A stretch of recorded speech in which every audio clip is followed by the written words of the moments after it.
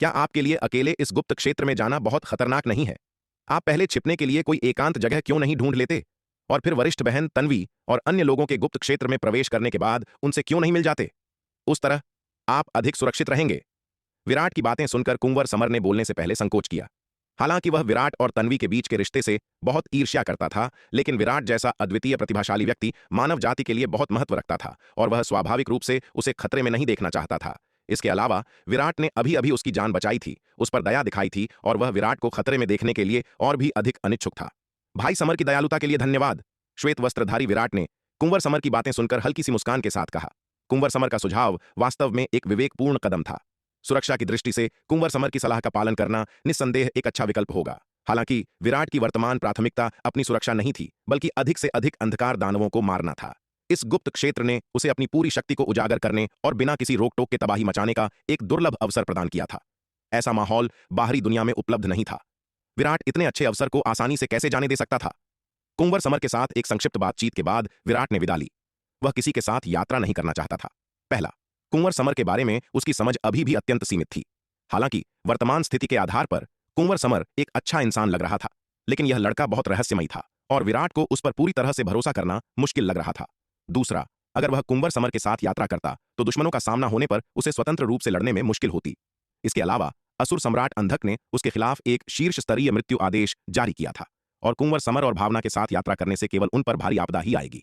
जैसे जैसे समय बीतता गया, अधिक से अधिक शक्तिशाली अंधकार दानव गुप्त क्षेत्र में प्रवेश करते गए और जिन दुश्मनों का वह सामना करेगा वे और भी मजबूत होते जाएंगे। जो कोई भी उसके साथ होगा उसे भारी खतरे का सामना करना पड़ेगा। हालांकि विराट कुंवर समर के बारे में ज्यादा नहीं जानता था, लेकिन वह अपनी स्थिति के कारण उसे फंसाना नहीं चाहता था। अरे कुंवर समर, क्या तुम वनवीर को ऐसे ही जाने दोगे? विराट की दूर जाती हुई आकृति को देखकर भावना खुद को पूछने से नहीं रोक पाई। मैं और क्या कर सकता हूं?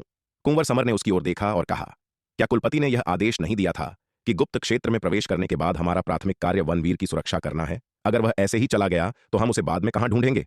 भावना ने कहा। उसकी सुरक्षा करना? यह सुनकर कुंवर समर अवाक रह गया। भावना, क्या तुम्हें लगता है कि वनवीर को हमारी सुरक्षा की आवश्यकता है? अगर हम उसके साथ हैं तो तुम्हें क्या लगता है कि अंततः कौन किसकी रक्षा कर रहा है? वनवीर की सुरक्षा करना? क्या मजाक है? उनकी ताकत के साथ यह पहले से ही काफी अच्छा है। अगर वे वनवीर के लिए बाधा न बने, उसकी सुरक्षा की तो बात ही छोड़ दें। क्या इस मूर्ख औरत का दिमाग खराब हो गया है? क्या उसने नहीं देखा कि उस लड़ाई में वनवीर कितना शक्तिशाली था? कुंवर समर की बातें सुनकर भावना अवाक रह गई। ठीक है, चलो अभी उस बारे में चिंता नहीं करते हैं। चलो पहले अपने घावों को भरने के लिए कोई जगह ढूंढते हैं। कुंवर समर ने उसकी ओर देखा और कहा, यह एक गोली है जो भाई वनवीर ने मुझे दी थी, यह तुम्हारे लिए है। कुंवर समर ने भावना को उन दो निम्न श्रेणी की अमर स्तरीय नवजीवन संजीवनी गोलियों में से एक दी जो श्वेत वस्त्रधारी विराट ने उसे पहले दी थी। इन निम्न श्रेणी की अमर स्तरीय उपचार गोलियों का क्या उपयोग है? तुम ये सब रख सकते हो, मुझे ये नहीं चाहिए, भावना ने कुछ तिरस्कार के साथ कहा। ठीक है तो मत लो, कुंवर समर ने चिढ़कर कहा। फिर उसने नवजीवन संजीवनी गोलियों में से एक को अपने मुंह में डाला और निगल लिया। हालांकि उसे इन निम्न श्रेणी की अमर स्तरीय नवजीवन संजीवनी गोलियों से बहुत अधिक उम्मीद नहीं थी, लेकिन वह उन्हें बर्बाद नहीं होने दे सकता था क्योंकि वह उन्हें पहले ही ले चुका था। हालांकि जैसे ही उसने गोली निगली, कुंवर समर को तुरंत अपने पेट से एक रहस्यमयी और शक्तिशाली औषधीय शक्ति फैलती हुई महसूस हुई। जैसे ही यह औषधीय शक्ति फैली, उसके घाव नग्न आंखों से दिखाई देने वाली गति से तेजी से भर रहे थे। कुछ ही सांसों में उसके घाव पूरी तरह से भर गए और उनका एक भी निशान नहीं देखा जा सकता था। इसके अलावा इस गोली ने न केवल उसके घावों को ठीक किया, बल्कि उसकी साधना के स्तर में भी काफी सुधार किया। इस गोली के चमत्कारी और शक्तिशाली प्रभावों को महसूस करते हुए कुंवर समर बेहद हैरान था। यह किस प्रकार की गोली है? इसके प्रभाव बहुत चमत्कारी हैं। इसके अलावा यह गोली केवल एक निम्न श्रेणी की अमर स्तरीय गोली है। इतने आश्चर्यजनक प्रभावों वाली एकमात्र निम्न श्रेणी की अमर स्तरीय गोली अकल्पनीय है। यहां तक कि उच्च श्रेणी या शीर्ष श्रेणी की अमर स्तरीय गोलियों में भी ऐसे चमत्कारी उपचार प्रभाव नहीं हो सकते हैं। अरे कुंवर समर, तुम्हें क्या हुआ? तुम्हारे घाव इतनी जल्दी कैसे भर गए?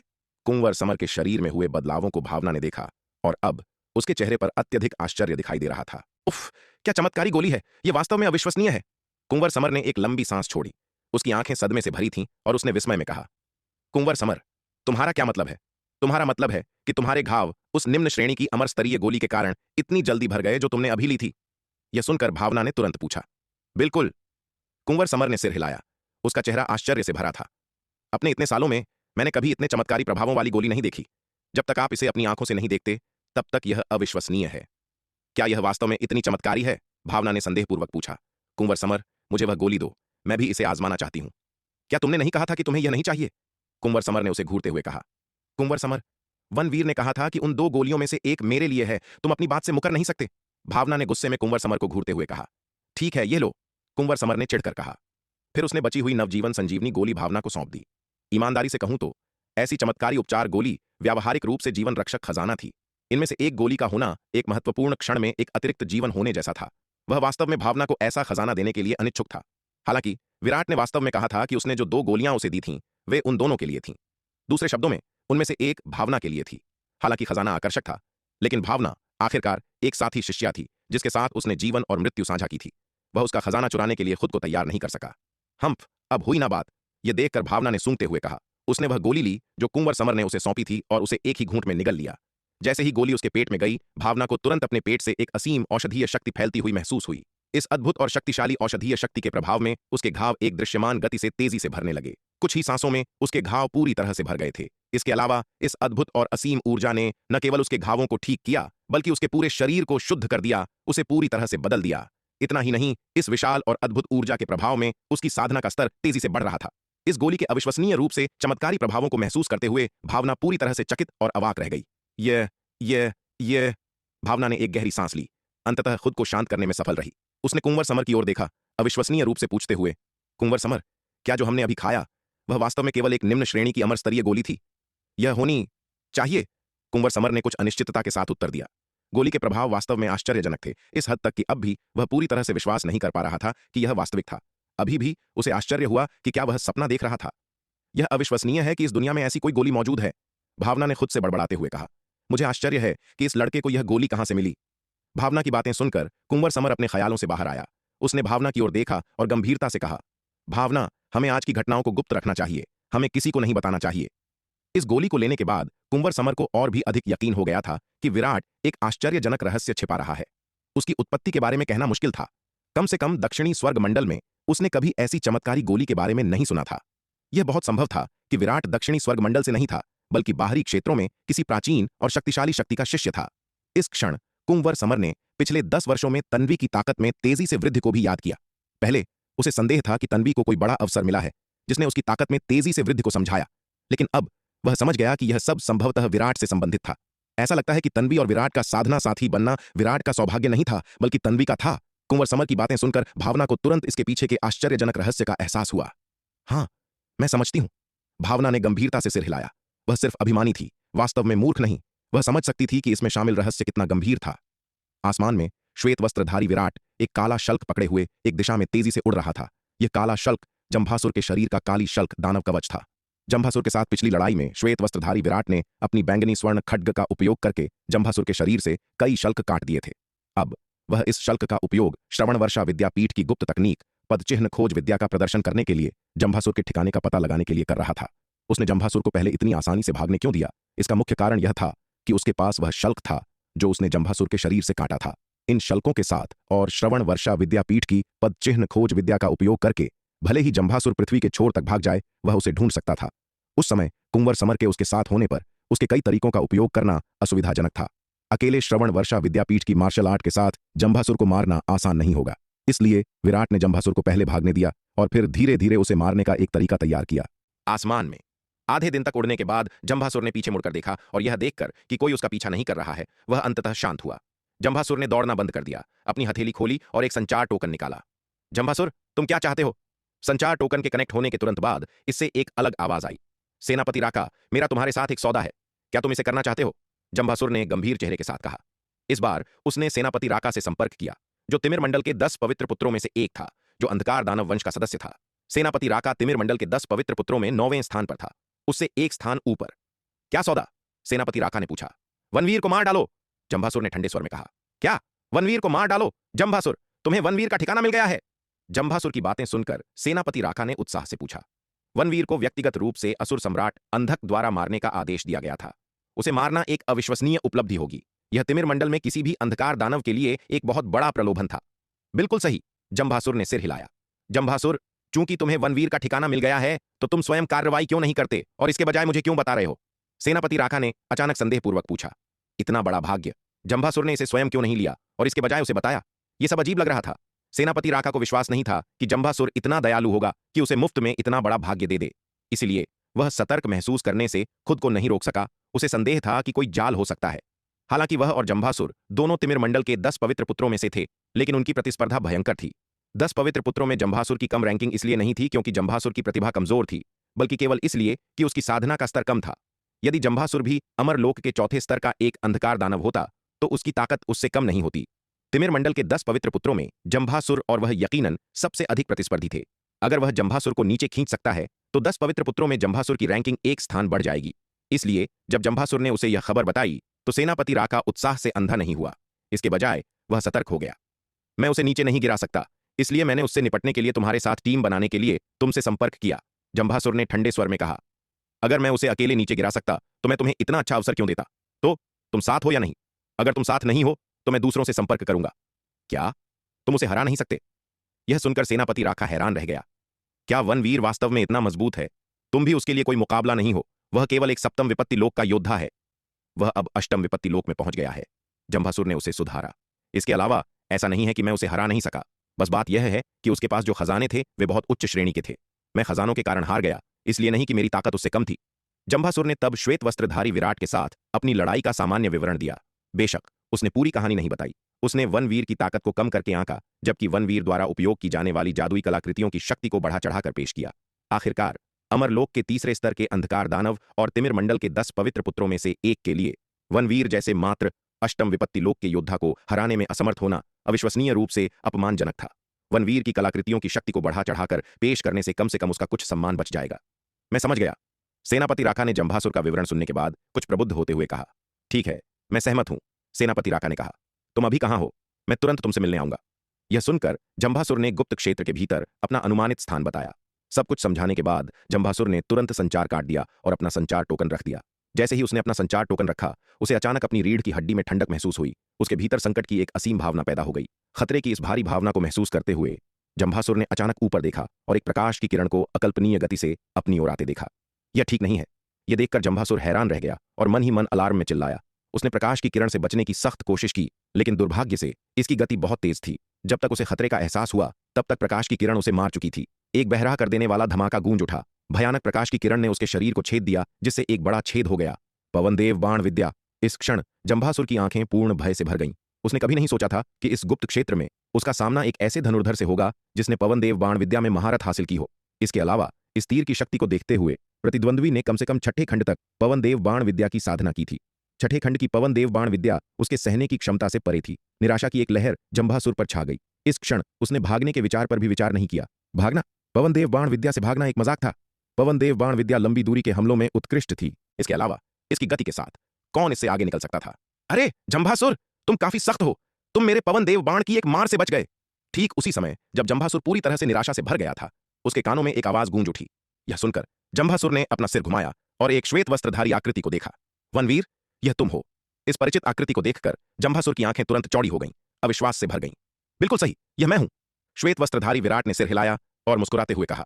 वनवीर, क्या तुमने ही अभी पवनदेव बाण विद्या का इस्तेमाल किया था? जंभासुर ने श्वेत वस्त्रधारी विराट को घूरते हुए अविश्वास से पूछा। क्या यह इतना अजीब है? विराट ने बदले में पूछा। यह कैसे संभव है? जंभासुर ने पागलों की तरह अपना सिर हिलाया। तुम्हारे जैसे मात्र अष्टम विपत्ति लोक के योद्धा ने पवनदेव बाण विद्या को इतने गहरे स्तर तक कैसे साध लिया? मात्र अष्टम विपत्ति लोक के योद्धा का पवन देव बाण विद्या को छठे खंड तक साधना, यह बहुत ही अविश्वसनीय था। पवनदेव बाण विद्या में महारत हासिल करना अविश्वसनीय रूप से कठिन था। यह तथ्य न केवल दक्षिणी स्वर्ग मंडल के लोगों को बल्कि तिमिर मंडल के अंधकार दानव वंश को भी झांत था। अंधकार दानव वंश इस अंतिम तकनीक से बहुत डरता था। इसकी शक्ति भयानक थी। अगर इसकी अत्यधिक कठिनाई और इसमें महारत हासिल करने वालों की कमी न होती तो तिमिर मंडल संभवतः पहले ही दक्षिणी स्वर्ग मंडल द्वारा जीत लिया गया होता। पूरे दक्षिणी स्वर्ग मंडल में केवल मुट्ठी भर लोगों ने पवनदेव बाण विद्या को छठे खंड तक साधा है। इसके अलावा जो लोग इस स्तर तक पहुंचे हैं उनमें से अधिकांश अमरलोक के छठे या सातवें स्तर पर हैं। केवल अष्टम विपत्ति लोक की साधना वाले किसी व्यक्ति के लिए पवनदेव बाण विद्या को छठे खंड तक साधना अभूतपूर्व है। क्या असंभव है? तुम इसे पहले ही देख चुके हो? जंभासुर की बातें सुनकर श्वेत वस्त्रधारी विराट ने उपहास किया। वह जंभासुर के साथ और शब्द बर्बाद करने के लिए बहुत आलसी था और सीधे जंभासुर की साधना को सील कर दिया, जिससे वह गतिहीन हो गया।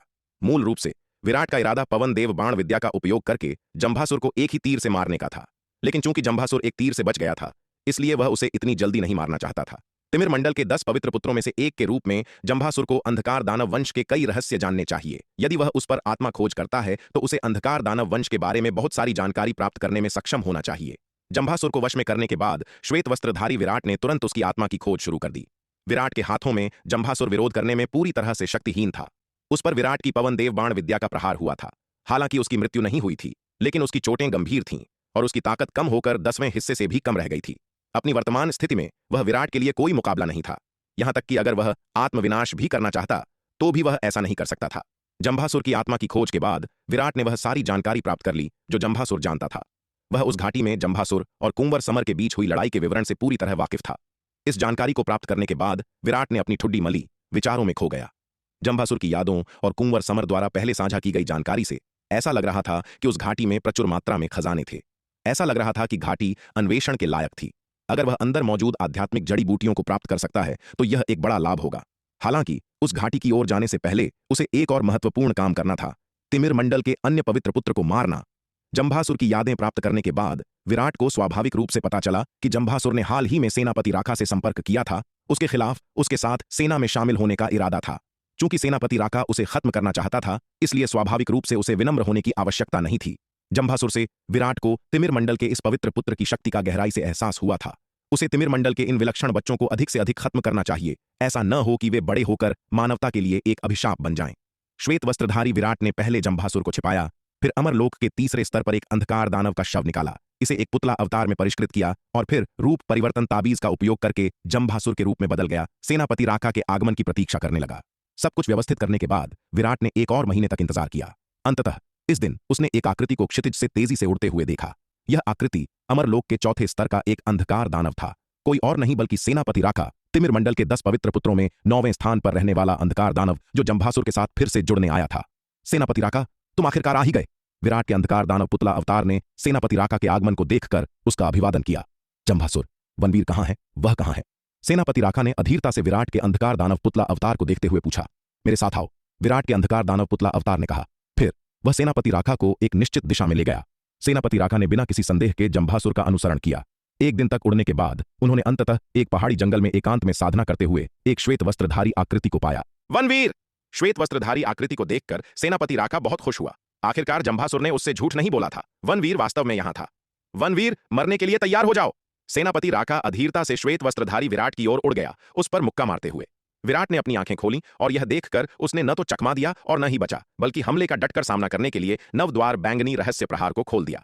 धमाका! दो भयानक ताकतों की टक्कर हुई। तुरंत एक बहरा कर देने वाली गर्जना हुई। सेनापति राका का मुक्का खाकर विराट एक तोप के गोले की तरह पीछे की ओर उड़ गया। सेनापति राका के मुक्के की भयानक शक्ति को महसूस करते हुए विराट भयभीत हो गया। 10 पवित्र पुत्र वास्तव में अपने खिताब के योग्य हैं। उनकी ताकत साधारण अंधकार दानवों की तुलना में बहुत अधिक थी। हालांकि सेनापति राका केवल अमरलोक के चौथे स्तर का एक अंधकार दानव था, लेकिन उसकी ताकत शायद कई 5वें स्तर या यहां तक कि 6ठे स्तर के अमरलोक के अंधकार दानवों से बहुत अधिक थी। अगर उसने शीर्ष श्रेणी का अमर दिव्य अस्त्र श्वेत जल रहस्यमय वस्त्र नहीं पहना होता तो उसका शारीरिक बचाव, जो केवल स्वर्ण काया अष्टादश संस्कार के 12वें स्तर पर आधारित था, उस मुक्के का सामना करने में सक्षम नहीं होता। अच्छे लड़के, तुम्हारा रक्षात्मक जादुई हथियार वास्तव में शक्तिशाली है। सेनापति राका यह देखकर चकित रह गया कि हालांकि श्वेत वस्त्रधारी विराट उसके मुक्के से उड़ गया था, लेकिन वह पूरी तरह से सुरक्षित लग रहा था। इस लड़के का रक्षात्मक जादुई हथियार वास्तव में शक्तिशाली था। कोई आश्चर्य नहीं कि जंभासुर उसका कुछ नहीं कर सका। एक और मुक्का लेने की कोशिश करो। सेनापति राका आगे बढ़ा और श्वेत वस्त्रधारी विराट पर फिर से झपटा, उस पर मुक्का मारते हुए। एक जोर की आवाज के साथ श्वेत वस्त्रधारी विराट को आसमान से नीचे धकेल दिया गया और वह सीधे जमीन पर जा गिरा। श्वेत वस्त्रधारी विराट जोर से जमीन पर गिरा, जिससे एक बड़ा गड्ढा बन गया। इतना शक्तिशाली। सेनापति राका से एक के बाद एक 2 मुक्के खाने के बाद श्वेत वस्त्रधारी विराट को गहरा सदमा लगा। इससे पहले कि वह संभल पाता, सेनापति राका पहले ही आसमान से फिर उतर चुका था, उस पर एक और मुक्का मारते हुए। धमाका, धमाका, धमाका। सेनापति राका के हमलों का सामना करते हुए श्वेत वस्त्रधारी विराट जवाबी कार्रवाई करने में लगभग शक्तिहीन था। हालांकि उसके द्वारा पहने गए रक्षात्मक वस्त्रों, शीर्ष श्रेणी का अमर दिव्य अस्त्र, श्वेत जल रहस्यमय वस्त्र और स्वर्णकाया अष्टादश संस्कार के 12वें स्तर के माध्यम से उसके शक्तिशाली शरीर के कारण सेनापति राका के हमले यद्यपि भयंकर थे, उस पर कोई महत्वपूर्ण क्षति नहीं पहुंचा सके। हमलों की एक भयंकर बौछार के बाद सेनापति राका भी कुछ थक गया था। अंत में उसने श्वेत वस्त्रधारी विराट को पकड़ लिया और गुस्से में कहा, अरे छोकरे, तुम्हारा कछुए का खोल सच में सख्त है। मैं पहले तुम्हारे शीर्ष श्रेणी के अमर दिव्य अस्त्र के रक्षात्मक वस्त्र को उतार दूंगा और देखूंगा कि तुम मेरे हमले का सामना कर सकते हो या नहीं। हालांकि यह सुनकर श्वेत वस्त्रधारी विराट पूरी तरह से शांत रहा। इसके बजाय थोड़ा मुस्कुराते हुए कहा, सेनापति राका, तुम बच नहीं सकते। इसके साथ उसने सेनापति राका की बांह पकड़ ली। सेनापति राका थोड़ा चकित रह गया, यह सोचकर कि श्वेत वस्त्रधारी विराट का क्या मतलब है। अचानक श्वेत वस्त्रधारी विराट की आस्तीन से एक सुनहरी रोशनी चमकी और एक सुनहरी रोशनी उसके चारों ओर लिपट गई। जिस क्षण इस सुनहरी रोशनी ने उसके शरीर को छुआ, सेनापति राका को तुरंत एक कसने वाली अनुभूति महसूस हुई। उसका पूरा शरीर सुनहरी रोशनी से कसकर बंधा हुआ था। यह क्या बला है? सुनहरी रोशनी की भयानक बंधन शक्ति को महसूस करते हुए सेनापति राका भयभीत हो गया। वह अपनी पूरी ताकत से संघर्ष करने लगा, सुनहरी रोशनी के नियंत्रण से मुक्त होने की कोशिश कर रहा था। लेकिन उसने कितना भी संघर्ष किया, उसके शरीर पर सुनहरी रोशनी अविचलित रही। सेनापति राका, अपनी ऊर्जा बर्बाद मत करो। यह एक शीर्ष श्रेणी का अमर दिव्य अस्त्र, अमर बंधन रस्सी है। अपनी मामूली ताकत के साथ तुम्हें लगता है कि तुम इसके बंधनों से मुक्त हो सकते हो?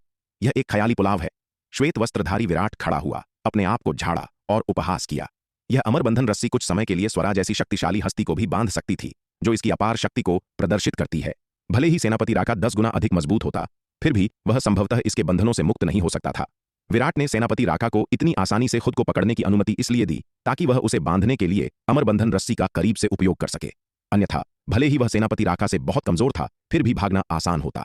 बेशक अपने त्रुप के पत्तों के साथ उसे सेनापति राका से बिल्कुल भी भागने की आवश्यकता नहीं थी।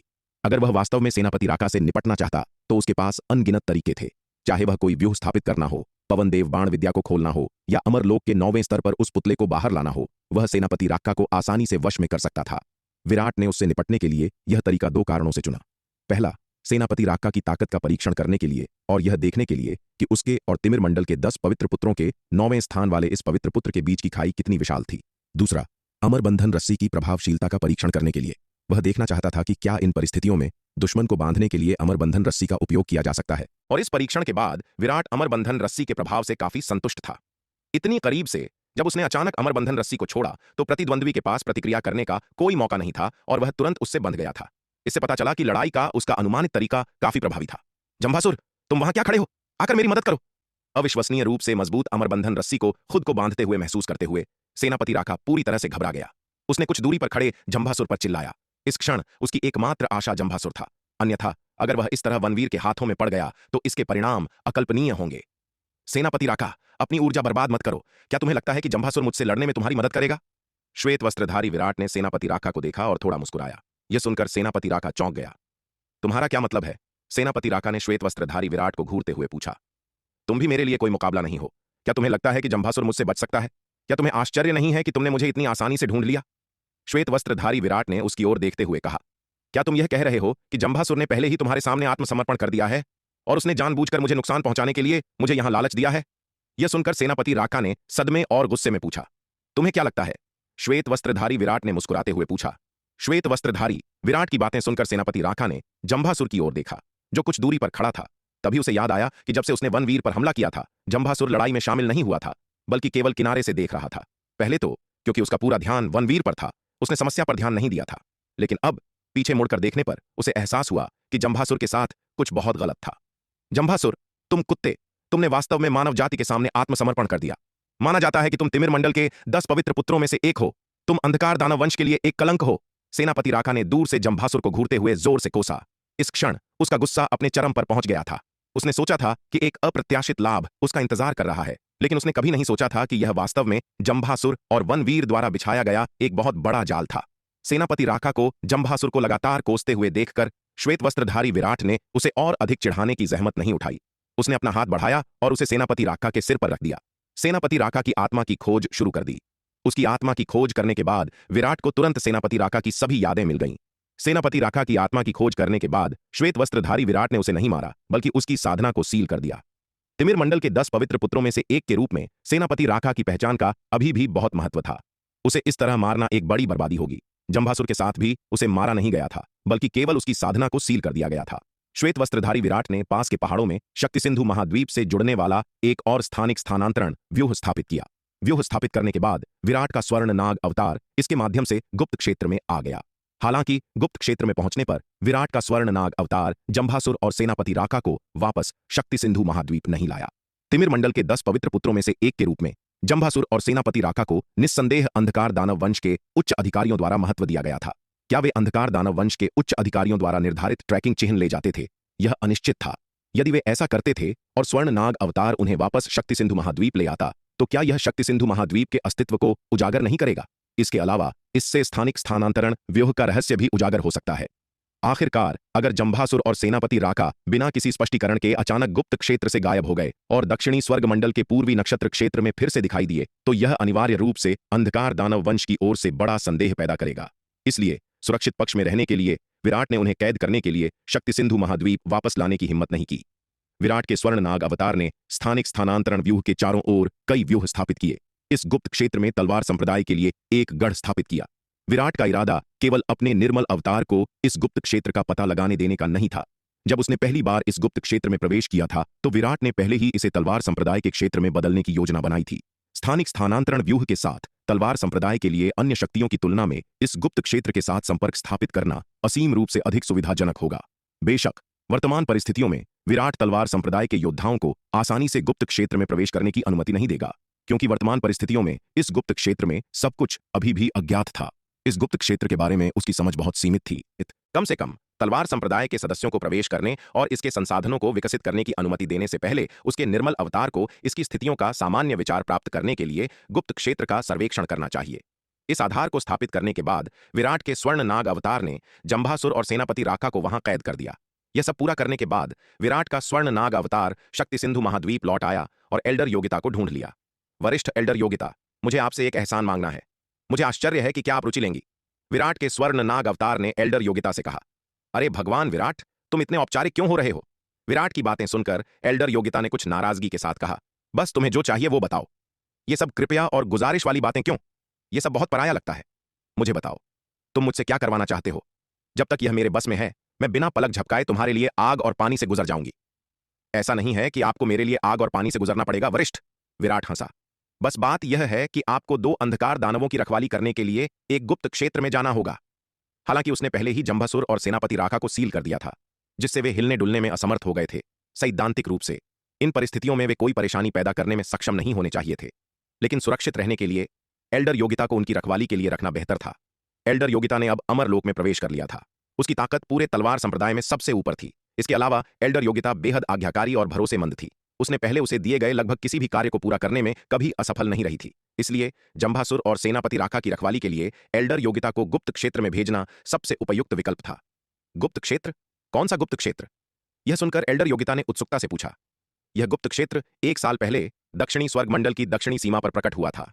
विराट ने तब एल्डर योगिता को गुप्त क्षेत्र का सामान्य विवरण दिया। विराट ने तलवार संप्रदाय के योद्धाओं को इस गुप्त क्षेत्र के बारे में नहीं बताया था, इसलिए वे इससे अनजान थे। कोई बात नहीं, इसे मुझ पर छोड़ दो। विराट का स्पष्टीकरण सुनने के बाद एल्डर योगिता ने अपनी छाती थपथपाई और आत्मविश्वास से उसे आश्वस्त किया। उस स्थिति में मुझे आपको कष्ट देना होगा वरिष्ठ, विराट ने मुस्कुराते हुए कहा। अरे विराट, मैंने तुम्हें पहले ही बताया था, इतने विनम्र मत बनो। हम व्यावहारिक रूप से परिवार हैं, इतने औपचारिक क्यों हो? एल्डर योगिता ने विराट की ओर अपनी आंखें घुमाई और शिकायत की। ठीक है, तो मैं आपके साथ कोई औपचारिकता नहीं करूंगा वरिष्ठ, विराट ने कुछ बेबसी से कहा। अब हुई ना बात? एल्डर योगिता ने यह सुनकर खुशी से कहा। तुरंत विराट का स्वर्ण नाग अवतार एल्डर योगिता को स्थानिक स्थानांतरण व्यूह के केंद्रीय केंद्र में ले गया और गुप्त क्षेत्र से जुड़ने वाले स्थानिक स्थानांतरण व्यूह के माध्यम से वे गुप्त क्षेत्र में विराट द्वारा अभी अभी स्थापित गढ़ पर पहुंचे। वरिष्ठ, जिन अंधकार दानवों की आप रखवाली कर रही हैं वे ये दोनों हैं। विराट के स्वर्ण नाग अवतार ने जंभासुर और सेनापति राका की ओर इशारा किया, जिन्हें उसने जमीन पर फेंक दिया था। ठीक है, एल्डर योगिता ने जंभासुर और सेनापति राका को देखा, सिर हिलाया और कहा, चिंता मत करो, मैं उनकी देखभाल करूंगी। मैं गारंटी देती हूं कि कोई दुर्घटना नहीं होगी। अगर यहां कुछ भी होता है वरिष्ठ, तो आपको मुझे तुरंत सूचित करना होगा। विराट के स्वर्ण नाग अवतार ने एल्डर योगिता को देखा और निर्देश दिया। हाँ, मैं समझती हूं। एल्डर योगिता ने सिर हिलाया। विराट, यह गुप्त क्षेत्र अविश्वसनीय रूप से उन्नत लगता है। स्वर्ग और पृथ्वी का दबाव इतना भारी है। एल्डर योगिता ने अपने परिवेश का सर्वेक्षण किया, इस दुनिया के अपार दबाव को महसूस करते हुए और विस्मय में कहा, इस गुप्त क्षेत्र में स्वर्ग और पृथ्वी का दबाव पूर्वी नक्षत्र महाद्वीप की तुलना में अनगिनत गुना अधिक मजबूत था। यहां तक कि रुधिर और अग्निग्रह के महाद्वीप भी इस दुनिया के दबाव से बहुत कम थे। अभी अभी इस दुनिया में पहुंची एल्डर योगिता इस तरह के भारी दबाव से कुछ हद तक अपरिचित थी। हाँ, इस गुप्त क्षेत्र का स्तर वास्तव में बहुत उच्च है। यहां तक कि दक्षिणी स्वर्ग महाद्वीप की तुलना में स्वर्ग और पृथ्वी का दबाव 10 गुना अधिक मजबूत है। विराट ने सहमति में सिर हिलाया। इस गुप्त क्षेत्र का उच्च स्तर वास्तव में आश्चर्यजनक था। ठीक इसी कारण से दक्षिणी स्वर्ग मंडल के मनुष्यों और तिमिर मंडल के अंधकार दानवों ने इस गुप्त क्षेत्र को इतना महत्व दिया। इस गुप्त क्षेत्र का पता लगाने के लिए तिमिर मंडल के अंधकार दानवों ने दक्षिणी स्वर्ग मंडल के साथ अस्थायी युद्ध विराम का प्रस्ताव करने की पहल भी की थी। वरिष्ठ, यहां एक मध्य श्रेणी अमर दिव्य अस्त्र लंबी तलवार, एक मध्य श्रेणी अमर दिव्य अस्त्र रक्षात्मक वस्त्र, 100 अर्ध अमर गोलियां और अमरलोक के तीसरे स्तर पर 1000 अंधकार दानव वंश के पुतले हैं। कृपया इन्हें लें। विराट के स्वर्ण नाग अवतार ने एक स्थानिक थैली निकाली और उसे एल्डर योगिता को सौंप दिया। चूंकि उसने एल्डर योगिता को काम में मदद करने के लिए कहा था, इसलिए वह स्वाभाविक रूप से उसके साथ गलत व्यवहार नहीं करेगा। यह विराट, क्या यह उपहार कुछ ज्यादा ही नहीं है? यह सुनकर एल्डर योगिता झिनकी। विराट द्वारा उल्लिखित खजानों में से कोई भी एक अत्यंत कीमती वस्तु थी। एक साथ इतने खजानों की तो बात ही छोड़ दें। एल्डर योगिता इतने मूल्यवान उपहार को स्वीकार करने में लगभग शर्मिंदा थी। वरिष्ठ, आपने अभी कहा था कि हमें इतना औपचारिक नहीं होना चाहिए, लेकिन अब आप इतने दूर का व्यवहार कर रही हैं। विराट ने उसे देखकर मुस्कुराया। यह छोटी सी बात मेरे लिए कुछ भी नहीं है, बस मेरी प्रशंसा का एक छोटा सा प्रतीक है। कृपया मना न करें। एल्डर योगिता झिंझकी। आखिरकार विराट ने जो उपहार दिया था वह बहुत मूल्यवान था। भले ही वह बहुत खुले विचारों वाली थी, लेकिन उसने इसे स्वीकार करने की हिम्मत नहीं की। वरिष्ठ, ये चीजें सिर्फ मुफ्त में नहीं है, मैं इन्हें आपको दे रहा हूं ताकि आप अपने मिशन को बेहतर ढंग से पूरा कर सकें। उसकी झिंक देखकर विराट ने आगे कहा, अगर आपके पास पर्याप्त ताकत नहीं होती तो आप इन 2 अंधकार दानवों की रखवाली कैसे कर पाती? आपको पता होना चाहिए, ये साधारण अंधकार दानव नहीं है, बल्कि सेनापति राका 9वें स्थान पर और जंभासुर 10वें स्थान पर तिमिर मंडल के 10 पवित्र पुत्रों में से हैं। अगर आपको ये चीजें नहीं चाहिए तो मैं आपको इस मिशन के लिए परेशान नहीं कर सकता। मुझे किसी और को ढूंढना होगा। ठीक है, तो मैं कोई औपचारिकता नहीं करूंगी। यह देखकर कि विराट ने पहले ही इसे इस तरह से रख दिया है, एल्डर योगिता ने आगे इनकार नहीं किया और विराट द्वारा दी गई स्थानिक थैली लेने के लिए हाथ बढ़ाया। अब हुई ना बात? विराट ने संतुष्टि में सिर हिलाया। एल्डर योगिता को सामान्य सौंपने के बाद विराट का स्वर्ण नाग अवतार वहां नहीं रुका और स्थानिक स्थानांतरण व्यूह के माध्यम से जल्दी से शक्ति सिंधु महाद्वीप लौट आया। विराट के निर्मल अवतार के रूप में यह पहले ही स्वर्ण नाग अवतार को जंभासुर और सेनापति राका को सौंपने के बाद गढ़ से निकल चुका था। उस घाटी की ओर बढ़ रहा था जहां कुंवर समर और भावना ने पहले आध्यात्मिक जड़ी बूटियां इकट्ठी की थीं। गुप्त क्षेत्र के अंदर योद्धाओं का एक समूह आसमान से उड़ रहा था। इस समूह का नेता आड़ू के फूल जैसी आंखों वाला ब्रोकेड वस्त्र में एक सुंदर युवक था। यह युवक स्वाभाविक रूप से शशांक था, श्रवण वर्षा विद्यापीठ के सिंघानिया परिवार का युवा मालिक। अब गुप्त क्षेत्र के प्रकट होने के बाद 1 साल बीत चुका था। उस समय में अधिकांश निम्न स्तरीय योद्धाओं ने गुप्त क्षेत्र में प्रवेश कर लिया था और अब प्रवेश करने के लिए अमरलोक के 6ठे स्तर की बारी थी। योद्धाओं के इस समूह में शशांक के अलावा गौरव, शौनक और शशांक के विश्वास पात्रों की एक श्रृंखला थी। शौनक, गौरव और अन्य योद्धा वास्तव में पहले ही गुप्त क्षेत्र में प्रवेश कर चुके थे। हालांकि गुप्त क्षेत्र में प्रवेश करने के बाद वे दूर नहीं गए, बल्कि प्रवेश द्वार पर स्थानिक दरार के पास के क्षेत्र में इंतजार किया। वे तब तक इंतजार करते रहे जब तक कि शशांक ने भी गुप्त क्षेत्र में प्रवेश नहीं कर लिया और गुप्त क्षेत्र के भीतर जाने से पहले उसके साथ नहीं जुड़ गया। जहां तक कुलपति मयंक के वनवीर की रक्षा करने के आदेश की बात है, उन्होंने उसे पूरी तरह से नजरअंदाज कर दिया। वनवीर की रक्षा करना? क्या मजाक है? अगर उनका सामना वनवीर से होता तो वे उसे तुरंत मार देते। यह तो पहले से ही उसे सम्मान देना होगा। वे संभवतः उसकी रक्षा कैसे कर सकते थे? युवा मालिक, क्या आप कह रहे हैं कि यह वनवीर वह विराट हो सकता है जिसने हमारे श्रवण वर्षा विद्यापीठ की संप्रदाय प्रतियोगिता में भाग लिया था? शौनक ने शशांक की ओर देखा। उसके चेहरे पर अत्यधिक आश्चर्य दिखाई दे रहा था। जब से वे फिर से मिले थे, उन्होंने स्वाभाविक रूप से वनवीर के बारे में चर्चा की थी। अभी अभी शशांक ने वास्तव में कहा था कि यह वनवीर वही विराट हो सकता है जिसने उनके श्रवण वर्षा विद्यापीठ की संप्रदाय प्रतियोगिता में भाग लिया था। यह सुनकर शौनक को गहरा सदमा लगा। हाँ, इस बात की बहुत अधिक संभावना है कि यह वनवीर उस समय के विराट के समान ही व्यक्ति है। शशांक ने सिर हिलाया और कहा, लेकिन वनवीर बिल्कुल विराट जैसा नहीं दिखता। वनवीर साधारण दिखने वाला है, विराट से बहुत अलग है। ये दोनों एक ही व्यक्ति कैसे हो सकते हैं? शौनक ने कहा, पूरी तरह से हैरान होकर। विराट बेहद सुंदर था, वास्तव में एक आकर्षक युवक था, लेकिन वनवीर साधारण दिखने वाला था, विराट से बिल्कुल भी तुलनीय नहीं था। जिसने भी वनवीर की शक्ल देखी वह उसे विराट से कभी नहीं जोड़ेगा। रूप बदलना? यह तो आसान है। रूप बदलने के अनगिनत तरीके हैं, मैं भी ऐसा कर सकता हूं। शौनक की बातें सुनकर गौरव ने मुस्कुराते हुए कहा, तो वनवीर वास्तव में भेष में विराट है?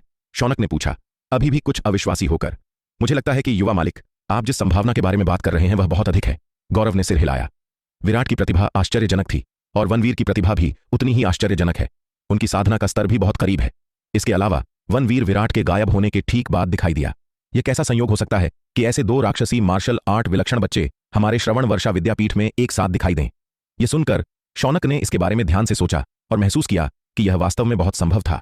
युवा मालिक, चूंकि वनवीर भेष में विराट है तो हम उसकी असली पहचान का खुलासा क्यों नहीं करते? यह लड़का अंधकार दानव वंश का जासूस है और उसने गिरधर को भी मार डाला था। अगर हम उसकी पहचान प्रकट करते हैं तो हम उंगली उठाए बिना भी उसे खत्म कर सकते हैं। तब वरिष्ठ बहन तन्वी के पास भी उसे बचाने का कोई बहाना नहीं होगा। शौनक ने शशांक से उत्साहपूर्वक कहा। विराट अभी भी श्रवण वर्षा विद्यापीठ का एक वांछित अपराधी है। अगर श्रवण वर्षा विद्यापीठ के लोगों को पता चल जाए कि वनवीर विराट है तो वनवीर के पास बचने की कोई जगह नहीं बचेगी। क्या यह और भी रोमांचक नहीं होगा यदि वे तन्वी को व्यक्तिगत रूप से वनवीर को मारने के लिए मजबूर कर सकें? हम मूर्ख! शौनक की बातें सुनकर शशांक ने उसकी ओर देखा और अंधकारमय तरीके से फुफकारा। शौनक स्तब्ध रह गया। क्या यह विचार अच्छा नहीं था? युवा मालिक नाखुश क्यों लग रहे हैं? क्या युवा मालिक हमेशा वनवीर से छुटकारा पाना नहीं चाहते थे? इस क्षण शौनक पूरी तरह से हैरान था। उसे समझ नहीं आ रहा था कि क्या हुआ था। भाई शौनक, क्या तुम जानते हो कि वनवीर अभी किस स्थिति में है? शौनक का भाव देखकर गौरव ने उसकी ओर देखा और पूछा। कैसी स्थिति? शौनक ने भ्रम में पूछा। यह सुनकर गौरव अवाक रह गया। यह आदमी सच में बेवकूफ है। उसने पहले ही इतना स्पष्ट संकेत दे दिया था, लेकिन फिर भी उसे समझ नहीं आया। अब क्या असुर सम्राट अंधक ने व्यक्तिगत रूप से वनवीर के लिए सर्वोच्च मृत्यु आदेश जारी किया है? गौरव ने उसे देखते हुए पूछा। हाँ, तो क्या? शौनक ने चकित होकर पूछा। क्या तुम्हें लगता है कि असुर सम्राट अंधक अंधकार दानव वंश के जासूस के लिए सर्वोच्च मृत्यु आदेश जारी करेगा? गौरव ने उसे देखते हुए पूछा। आह, तुम्हारा मतलब है यह विराट अंधकार दानव वंश का जासूस नहीं है? शौनक को अचानक एहसास हुआ। शौनक की बातें सुनकर शशांक का चेहरा और भी काला हो गया। इस बेवकूफ के दिमाग में क्या भूसा भरा है? वह सच में इस मूर्ख को थप्पड़ मारकर मार डालना चाहता था। इसलिए अगर वनवीर की पहचान उजागर हो जाती है तो इससे उसे कोई खतरा नहीं होगा। इसके विपरीत यह हमारे लिए काफी परेशानी लाएगा। गौरव ने समझाना जारी रखा। क्यों? शौनक ने पूछा, हैरान दिखते हुए। क्योंकि इसका मतलब है कि उस समय विराट के साथ गलत हुआ था और गिरधर उसे नहीं मार सकता था। फिर जिसने भी कहा कि विराट अंधकार दानव वंश का जासूस है, वह एक संदिग्ध बन जाएगा। गौरव ने कहा, अगर वनवीर वास्तव में विराट है, एक बार यह पक्का हो जाए, तो विराट के अंधकार दानव वंश का जासूस होने का कलंक तुरंत साफ हो जाएगा। क्योंकि असुर सम्राट अंधक का सर्वोच्च स्तरीय मृत्यु आदेश विराट की बेगुनाही का सबसे अच्छा प्रमाण है। यह दावा करना कि अंधकार दानव वंश के सर्वोच्च मृत्यु आदेश के तहत कोई योद्धा अंधकार दानव वंश का जासूस है, यह बिल्कुल अविश्वसनीय है। इसके अलावा वनवीर द्वारा इतने सारे अंधकार दानवों का सार्वजनिक वध करना कोई ऐसी बात नहीं है जो अंधकार दानव वंश का जासूस करेगा। अब जो कोई भी यह कहने की हिम्मत करेगा कि वनवीर अंधकार दानव वंश का जासूस है, उसे दक्षिणी स्वर्ग मंडल के सभी योद्धाओं के तत्काल हमले का सामना करना पड़ेगा। इसलिए अगर यह दावा कि वनवीर वास्तव में विराट है सच साबित होता है, तो असली परेशानी वनवीर के साथ नहीं बल्कि शशांक के साथ होगी। क्योंकि जिस व्यक्ति ने शुरू में विराट पर अंधकार दानव वंश का जासूस होने और गिरधर को मारने का आरोप लगाया था, वह शशांक का अधीनस्थ महेंद्र था। हालांकि महेंद्र अब मर चुका है, शशांक खुद को जिम्मेदारी से पूरी तरह मुक्त नहीं कर सकता। इसलिए भले ही शशांक जानता हो कि वनवीर के विराट होने की बहुत अधिक संभावना है, फिर भी वह स्वेच्छा से इस तथ्य को उजागर करने की हिम्मत नहीं करता। भाई गौरव का मतलब है? गौरव की बातें सुनकर शौनक की आंखों में अचानक एहसास की चमक आ गई। अंत में उसने अपनी नजर बगल में खड़े शशांक की ओर घुमाई। इस क्षण वह अंततः समझ गया कि शशांक ने यह सुझाव देने पर उसे मूर्ख क्यों कहा था। क्योंकि अगर उसने वास्तव में ऐसा किया होता तो वनवीर को नुकसान नहीं होता बल्कि शशांक को होता। यह सोचकर शौनक के माथे पर तुरंत ठंडा पसीना आ गया। युवा मालिक, इस अधीनस्थ का यह मतलब नहीं था। शौनक ने अपने माथे से ठंडा पसीना पोंछा और डर के भाव के साथ कहा, अब से किसी को भी वनवीर के विराट होने की बात करने की अनुमति नहीं है। जो कोई भी इसे फिर से उल्लेख करने की हिम्मत करेगा, उसे मेरी निर्दयता का सामना करना पड़ेगा। शशांक ने ठंडे स्वर में कहा। उसने आज इस विषय को दो कारणों से उठाया। पहला, अपने अधीनस्थों की बुद्धिमत्ता का परीक्षण करने और यह देखने के लिए कि उनमें से कितने लोगों ने मामले को समझ लिया था। दूसरा, वह यह भी चिंतित था कि उसके लोग वनवीर की पहचान का अनुमान लगाने के बाद अपनी भलाई के लिए बहुत चतुर होंगे और वनवीर की पहचान उजागर करेंगे, जिससे उसे परेशानी होगी। और जब उसने यह बात उठाई तो उसका डर वास्तव में सच हो गया। शौनक वास्तव में वनवीर की पहचान उजागर करना चाहता था। जब शशांक ने शौनक का सुझाव सुना तो वह इस मूर्ख को थप्पड़ मारकर मार डालने के अलावा और कुछ नहीं चाहता था। सौभाग्य से उसने आज यह बात उठाई, उस मूर्ख के विचारों को जाना और एक निवारक अनुस्मारक देने में सक्षम हुआ। अन्यथा अगर किसी दिन इस मूर्ख को अचानक प्रेरणा की चमक मिलती और वह अनुमान लगा लेता कि वनवीर ही विराट है और फिर अपनी स्वधार्मिकता में वनवीर की पहचान को उजागर करने के लिए जाता, तो वह बड़ी परेशानी में पड़ जाता। हाँ युवा मालिक। शशांक की ठंडी आवाज सुनकर शौनक, गौरव और अन्य लोगों को अपनी रीढ़ की हड्डी में ठंडक महसूस हुई और वे एक साथ झुक गए। इस क्षण शौनक के कपड़े ठंडे पसीने से लगभग पूरी तरह से भीग चुके थे। गौरव, तुम काफी अच्छे हो। शशांक ने फिर से गौरव की ओर देखा। उसकी आंखों में प्रशंसा का भाव था। उसके सभी अधीनस्थों में से गौरव उसके विचारों को सबसे अच्छी तरह समझता था। इसके अलावा गौरव साधन संपन्न और सतर्क था। कभी कभी उन पहलुओं के बारे में भी सोच सकता था जिन पर उसने विचार नहीं किया था। अपने पक्ष में गौरव के होने से वह बहुत कम चिंतित था। आपकी प्रशंसा के लिए धन्यवाद युवा मालिक। यह सुनकर गौरव जल्दी से शशांक के सामने सम्मानपूर्वक झुका। उसका चेहरा चापलूसी से भरा हुआ था। उसने शौनक को इतना कुछ समझाने में इतनी परेशानी क्यों उठाई थी? उसका उद्देश्य शशांक का पक्ष जीतने के अलावा और कुछ नहीं था। सटीक रूप से कहें तो उसके शब्द शौनक के लिए बिल्कुल भी नहीं थे, बल्कि शशांक के लिए थे।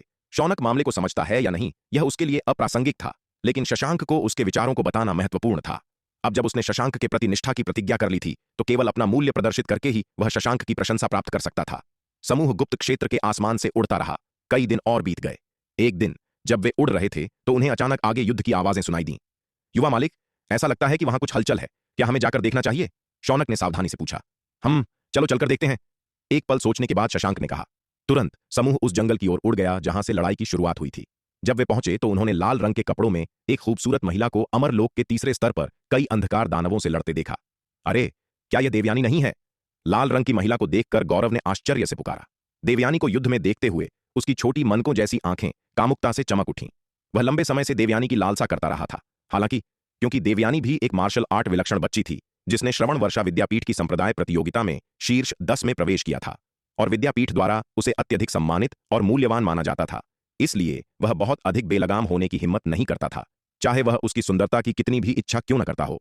आखिरकार अगर उसने देवयानी के खिलाफ कोई कदम उठाया और श्रवण वर्षा विद्यापीठ के उच्च अधिकारियों द्वारा खोजा गया तो उसे संभवतः गंभीर परिणामों का सामना करना पड़ेगा। लेकिन अब इस एकांत गुप्त क्षेत्र में देवयानी से फिर से मिलने पर गौरव की कामुक इच्छाएं तुरंत फिर से जाग उठीं। युवा मालिक, क्या हमें कोई कदम उठाना चाहिए? गौरव ने शशांक से पूछा। हालांकि वह देवयानी को देखते ही उसे पकड़ना चाहता था, लेकिन अब वह शशांक का अधीनस्थ था और उसे कार्य करने से पहले शशांक से सलाह लेने की आवश्यकता थी। अन्यथा जल्दबाजी में काम करना और शशांक को नाराज करना उल्टा असर डाल सकता है। हम बस उन अंधकार दानवों को भगा दो। शशांक ने देवयानी की ओर देखा और सिर हिलाते हुए कहा, बिल्कुल सही, हम मोहिनी कीट के प्रभावों का परीक्षण करने के लिए उसका उपयोग कर सकते हैं। जब उसने तपोवन शिखर पर तन्वी पर मोहिनी कीट का इस्तेमाल किया तो वनवीर ने उसकी योजना को विफल कर दिया, जिससे अंततः वनवीर को फायदा हुआ। इससे शशांक अत्यधिक आक्रोश से भर गया। तब से उसने मोहिनी कीट का दोबारा इस्तेमाल नहीं किया था। आज देवयानी को देखकर यह विचार उसके दिमाग में फिर से आ गया। देवयानी काफी खूबसूरत थी, हालांकि आश्चर्यजनक रूप से खूबसूरत अप्सरा तन्वी से तुलनीय नहीं थी, फिर भी उसे एक महान सुंदरता माना जाता था। वह देखना चाहता था कि मोहिनी कीट कितनी शक्तिशाली थी और यह देवयानी को किस हद तक नियंत्रित कर सकती थी। हाँ युवा मालिक, यह सुनकर गौरव ने सम्मानपूर्वक उत्तर दिया। फिर वह चमका और उधर उड़ गया। अमरलोक के तीसरे स्तर पर कुछ अंधकार दानवों को दूर भगाना एक मामूली मामला था, जिसके लिए स्वाभाविक रूप से युवा मालिक के व्यक्तिगत हस्तक्षेप की आवश्यकता नहीं थी। गौरव के लड़ाई में शामिल होने के बाद अमरलोक के तीसरे स्तर के अंधकार दानवों को जल्दी से खदेड़ दिया गया। कनिष्ठ बहन देवयानी, क्या तुम ठीक हो? गौरव ने देवयानी को ऊपर से नीचे तक देखा, मुस्कुराते हुए पूछा। मैं ठीक हूं, देवयानी ने गौरव के सामने झुककर कहा। आपकी मदद के लिए धन्यवाद वरिष्ठ भाई गौरव। वापस उस घाटी में जंभासुर द्वारा गंभीर रूप से घायल होने के बाद उसने तुरंत भागने के लिए एक पलायन कलाकृति का इस्तेमाल किया था। घाटी से भागने के बाद उसका इरादा ठीक होने के लिए जगह खोजने का था, लेकिन इससे पहले कि वह इस योजना को लागू कर पाती उसका सामना अमरलोक के तीसरे स्तर पर कई अंधकार दानवों से हुआ। सामान्य तौर पर अपनी ताकत से अमरलोक के तीसरे स्तर पर कुछ साधारण अंधकार दानवों से निपटना उसके लिए आसान होता। हालांकि वह जंभासुर द्वारा गंभीर रूप से घायल हो गई थी, उसकी ताकत कम होकर 10वें हिस्से से भी कम रह गई थी, जिससे उसके लिए अमरलोक के तीसरे स्तर पर इन अंधकार दानवों की घेराबंदी का सामना करना बेहद मुश्किल हो गया था। वह लड़ी और भाग गई और लगभग 1 महीने से अमरलोक के तीसरे स्तर पर इन अंधकार दानवों में उलझी हुई थी।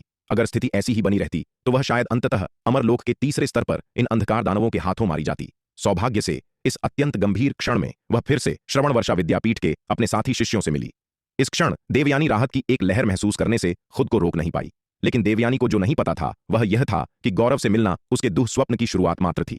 अगर उसके पास कोई विकल्प होता तो वह शायद इन अंधकार दानवों के हाथों मरना पसंद करती। यह बहुत तेज होता।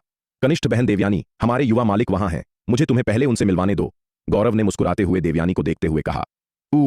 ठीक है। देवयानी कुछ पल के लिए झिनकी, लेकिन अंततः सिर हिलाया। वह गौरव की कामुक नजरों के नीचे असहज महसूस कर रही थी, लेकिन चूंकि गौरव ने अभी अभी उसकी जान बचाई थी इसलिए वह मना नहीं कर सकी। गौरव देवयानी को शशांक के पास ले गया। नमस्कार वरिष्ठ भाई शशांक। देवयानी शशांक के सामने सम्मानपूर्वक झुकी। हम कनिष्ठ बहन देवयानी, इतनी औपचारिकता की कोई आवश्यकता नहीं है, शशांक ने अपना हाथ लहराया और कहा। शशांक ने देवयानी को ऊपर से नीचे तक देखा। उसके पास नाजुक धनुषाकार भौहें, आड़ू के फूल जैसा चेहरा और एक मनोरम आकृति थी। वास्तव में एक सुंदरता। ऐसी सुंदरता देखकर शशांक की काम वासना तुरंत जाग उठी और उसने तुरंत मोहिनी कीट छोड़ दी। शशांक की बेलगाम नजरों के नीचे देवयानी बेहद असहज महसूस कर रही थी। इस क्षण उसके भीतर एक पूर्वाभास पैदा हुआ। गौरव और शशांक दोनों की उसके प्रति नजरें बहुत ही साफ साफ जाहिर हो रही थीं। अगर वह इन लोगों के बीच रही तो उसकी स्थिति बहुत अनिश्चित हो जाएगी। यह सोचकर देवयानी ने शशांक से विदा लेने पर विचार किया। तभी देवयानी को अचानक अपनी गर्दन पर एक हल्की सी खुजली महसूस हुई। अगले ही पल उसके भीतर एक अजीब सी तड़प उठने लगी। यह तड़प जंगल